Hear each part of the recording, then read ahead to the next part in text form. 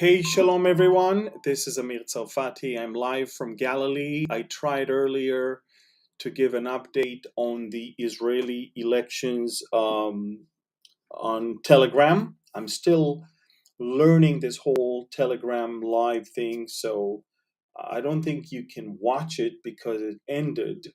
And I just learned that it doesn't, record it, so you can't go and watch it later. So this is going to be my elections update with the final results, and that's something that you need to know. So let's pray. Father, I thank you. You've done above and beyond anything that we've asked, we prayed for, and we fasted for. And now we ask that you will preside over this update and allow us to see what's going on around us with the biblical eyes. We thank you and we bless you in Jesus' name. Amen. Thank you again. Shalom, everyone. This is Amir Tsarfati. Let me put my glasses so I can see you better. And I owe you an update on the election result. 10 minutes ago, no, less than 10 minutes ago, 35 minutes ago, excuse me, more. 35 minutes ago, we finally got the final results, and here they are. Okay, here they are. 100% of the votes counted. Benjamin Netanyahu's block 64, Lapid's block 51, and the Arabs are in between. And if that's not enough, pay attention to this one right here. Okay, Likud party of Benjamin Netanyahu 31, Lapid's party Yesh Atid 24. The new rising star of these elections is the religious Zionism, which we will talk about in a few seconds. This is 14. National Unity. This is Gantz, the defense minister, and all the bits and pieces of other parties that joined him. That's 12. Shas, the Sephardic Jewish ultra-Orthodox, 11. The Ashkenazi Jewish ultra-Orthodox, 8. And then Israel Beitenu of Lieberman, the Muslim Brotherhoods, 5, Ra'am, the Arab Party of Hadash Ta'al, 5, and Labour Party, that used to be the biggest rival of Likud, barely made it with 4 mandates. So we are talking about amazing victory. Just so you know, a year and a half ago, it was exactly the opposite. Netanyahu's bloc was 52, and the other was 63. Plus, there was the Arabs there that also protected them from the outside. So, folks, it's phenomenal. It is phenomenal, above and beyond anything we could ever expect. Now, remember, I was sitting on my desk in the studio over there on the night of the elections. I barely watched the exit polls and I immediately reported to you Netanyahu received 61. In other polls, it was 62, but they said that it's very fragile. And, in Israel, when you lose one mandate, then it's 60-60. And for the last 3 or 4 elections, Netanyahu always led in the beginning, and then he lost it during the night when the real results started flowing in. And this is why I was super cautious, and I didn't want to start any, victory dance until. And little did I know that even the 62, which I had in mind for weeks, was actually lower, and it's 64. It was 65 until this morning, but the final 10% changed it a little bit, and this is where we are right now. Decisive victory, amazing victory. Netanyahu, this is probably his biggest victory, all of his political life. And what a comeback from someone that they wanted to throw to jail for fake allegations that were proved fake, and it's a farce, this whole trial. All of that, everything they tried failed. And he's coming back to the prime minister's office stronger than ever. But this time with a right-wing conservative government that is going to not allow him to get away with great and deep reforms in the judicial system, judicial branch, because our problem is our judicial system is so bad, so liberal, that you can't really govern without the Supreme Court telling you you can't do this and you can't do that. And so we have to make some very, very major changes over there. So another thing is that governing, in parts of the country is not really happening, and we have Bedouin some gangs in the Negev in the south, and also in Galilee, not too far from where I live, where any farmer, Jewish farmer, is not feeling safe anymore. They steal equipment, they burn fields, and unless you pay them, you'll suffer from them. That's the thing. A lot of people voted for the religious Zionism not because they are religious people. Some very secular farmers in Galilee voted for the religious Zionism because they're the ones that ran with the ticket of, we are going to be back the landlords of this house and govern. And those bandits should actually be afraid of us, not because when you go into the court and the judge dismisses all the allegations and sends you back out, why wouldn't you do it again? This is exactly what's happening. So, folks, very, very interesting, the things that we're going through right now. And again, for those of you who don't know, these are the results. Netanyahu's block 64, Lapid block 51, Arabs 5. Remember, out of Lapid block, there's 5 more of the Muslim Brotherhoods. It's just that they are in the coalition with him. That's why they were. Ra'am with 5 seats is actually blue because it's part of Lapid's block, and the one next to it is green. And that is because it is not part of the coalition. That's the Arab party that stays in between, and that is what we have right now. So, folks, final 100% of the votes were counted. It is final. Benjamin Netanyahu won. He's the next prime minister of Israel. And the 25th Parliament of Israel not only will have a strong national Jewish coalition, but it also has said goodbye to the far left progressive liberal party called Meretz.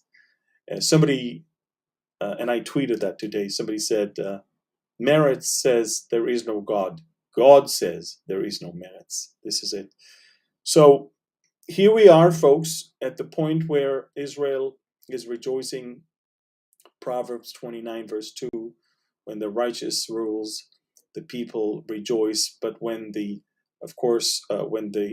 wicked is in power, the people groan. And let's move to the wicked. I feel so bad and so sad for the people of Brazil nowadays. They are going through a terrible time.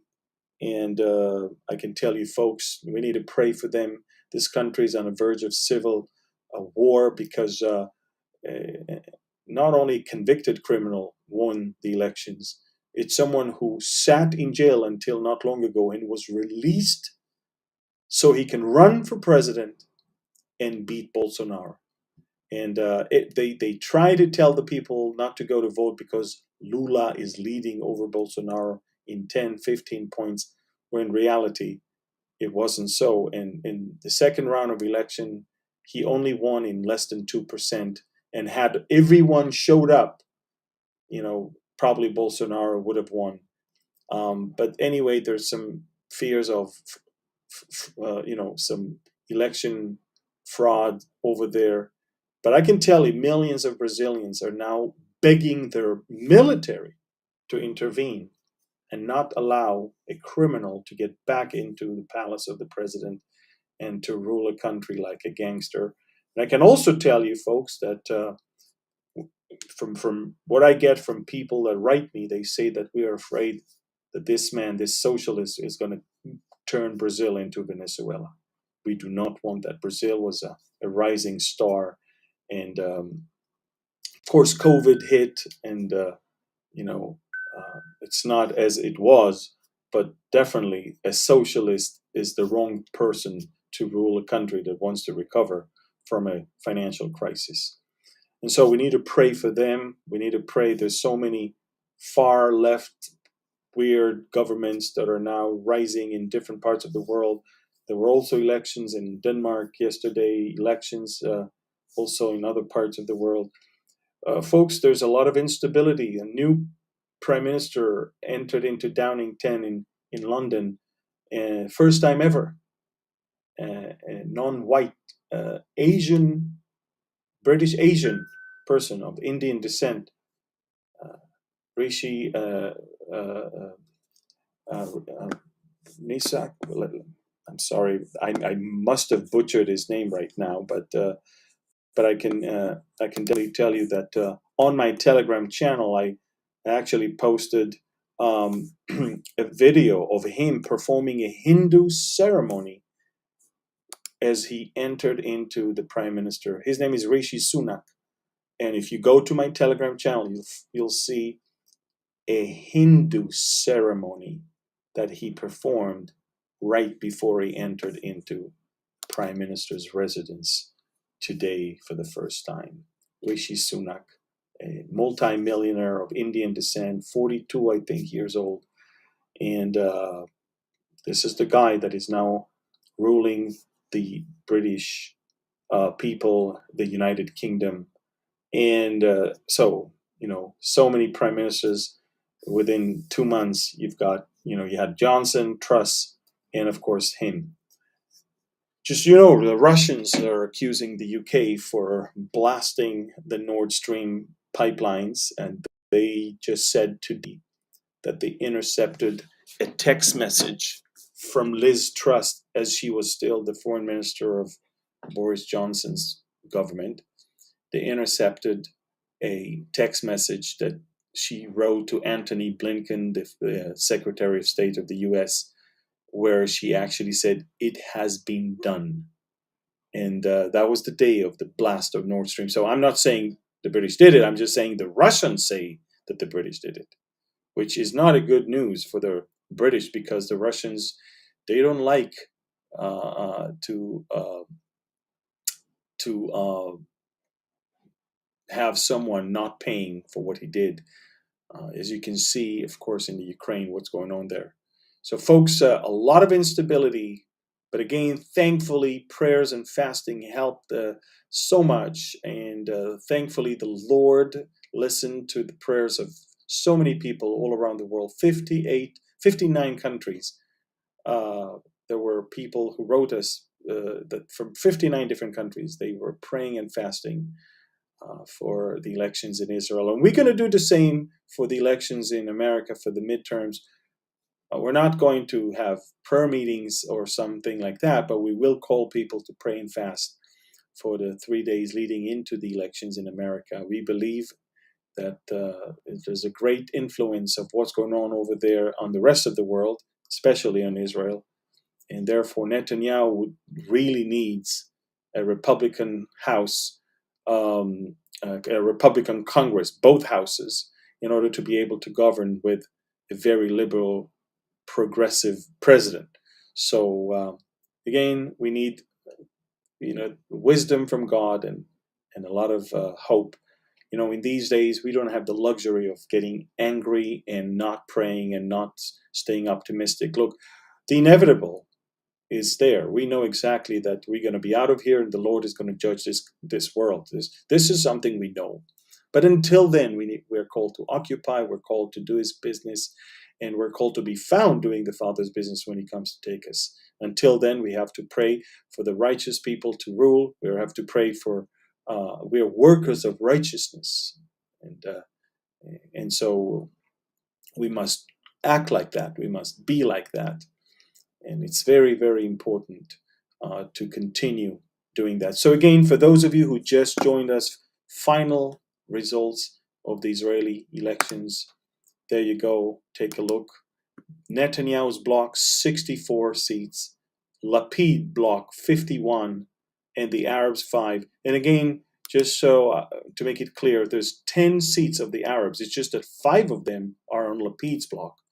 So they are counted as part of his bloc. But that's the Muslim Brotherhood that has formed a government with. Unbelievable. They're gone. They're out. No more. This is that disaster. The lack of the ability of Israel to govern is because of that. Because we appointed them. It's like letting the cat watch over the milk. And so, folks, please continue to pray. I will update you more about what's going on. There's a lot of instability, a lot of issues around the world. We need to be people of prayer and a lot of hope. A lot of hope. And we need to be people that not only have hope, but spread hope. The hope that we have is not in this world. It's not in the leaders of this world. It's not in governments of this world. And it's not in the military powers of this world. Our hope is Christ. He's our hope. And by the way, when Paul invited all the leaders, all of the Jews, to his house arrest in Rome, and I'm reading from Acts chapter 28. Okay, I'm reading from my Hebrew English Bible, Acts chapter 28. It says the following thing. Here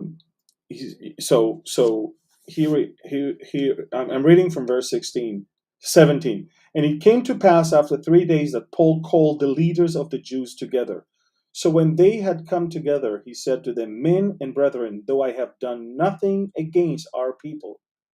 Paul considered Israel his people, the Jews. And he says, I've done nothing against our people or the customs of our fathers, he said. Yet I was delivered as a prisoner from Jerusalem into the hands of the Romans, who, when they examined me, they wanted to let me go because there was no cause for putting me to death. But when the leaders of the Jews spoke against it, I was compelled to appeal to Caesar. Not that I have anything of which to accuse my nation. Look what he says. My nation, Israel. I can't accuse them because I'm one of them and I was blind as well. But then he said, look, for this reason, therefore, I have called for you. I see you and speak to you, or speak with you. And then he said the following thing, and that's verse 20. For the hope of Israel, I am bound with this chain. Paul was chained, and he said to his fellow Jewish people, his brothers, his nation, he said, "These is for the hope of Israel." That's why I'm in chain. He's the hope of Israel, Jesus. And because of that, I'm in chain, because I believe in him. So I'm telling you folks, yes, I voted for Netanyahu. I'm even reading his book right now. But I can tell you, the hope of Israel is Christ. And that's what our prayer should be. That they will come to the saving knowledge of Jesus and come. And this is what you probably could see in my interview with Professor Jonathan Duby. Yes, he's very smart and amazing interview about climate change. But I told him that I do believe in climate change. And the climate change that I believe in is that there will be judgment. And the sun will scourge men. And there will be definitely climate change. But it's not the climate change of omission of CO2. It's not. This is a joke. This is not it. It's a climate change that will come when God will judge the world because of the world's wickedness and the world rebellion. And so we still have time now, when it's not happening yet, when we're still here. As believers, we need to tell people, and if you're not saved, this is your time. Today is a day of salvation. Jesus said, I am the way, the truth, and life. No one can come to the Father but through me. There is no other way. There's no other hope. There's no other peace. There's no other life but him. And only when we believe in him, we will have access back to the tree of life, the source of life, which is in the city of God, which we will be their permanent residence forever and ever in eternity in the New Jerusalem. But until then, folks, here we are in a fallen world full of sin, full of anger, full of a world that is inevitably will go through judgment. But until then, we need to be workers of righteousness. We need to fulfill our duty. And I'm now calling upon my American friends, go to vote. That's a duty, but that's also a privilege. Millions of people around the world do not have that privilege. They wish they could vote. They wish they could choose their governments. You can. Look, I did. And the people went out in big numbers and voted. Look, we got back the right, government. Go to vote. Some people write me, believers should not vote. We should just pray. No, it's like drowning in the ocean, seeing a lifeboat, ignoring it and praying that it will save you. God, in those countries that are considered democracies and where you can vote, that's your way to get a government that is more righteous. Now, do I think that politicians are saints? I don't. But I do think that if we can save the life of one more baby by a specific legislation, it's worth everything. I do think that if we can stop one more person from trying to amputate some body parts just so he can follow his desires and then regret that, then we did good if we voted for a legislation. Well, there's so many things I could give you. If we think that we can cause poverty all across the world just to reduce world's temperature in 1%, and if we think we can actually change global warming because we are like God, then we're wrong. We need to move forward. So, folks, there's so much that we can do simply by voting for the right people. First of all, by voting. Second, by voting for the right people. But sitting at home and complaining without doing anything about something is just not the right way. So there's one thing I learned from the elections is that when people think that enough is enough, then stand up and do something about it. And in democracy like America, go to vote. Go to vote. Even on the, now fill up the ballot. Or on the day of election, go to the polling station and vote. Vote by the millions. If you want a change, make a difference and do that. You have to. All right, folks, again, I gave you the final results of the Israeli elections. 64 for Netanyahu, solid majority to form a strong government. Let me make it very clear, folks. The political crisis in Israel has come to an end. Finally, there is a decisive decision of the people of Israel for a stable coalition that should at least run for the next 4 years. And so thank you for praying and fasting with me. Thank you for keeping us in prayer. And then allow me to remind you to join me on Telegram for world news and for many, many other things as well. Okay? So here we are. I'll say goodbye to you, not before I tell you how to join us. Join the Amir Tsarfati and Behold Israel channel on Telegram. Here you will receive daily updates and audio messages from Amir. You can also take part in our community and reply with comments. Getting started is easy.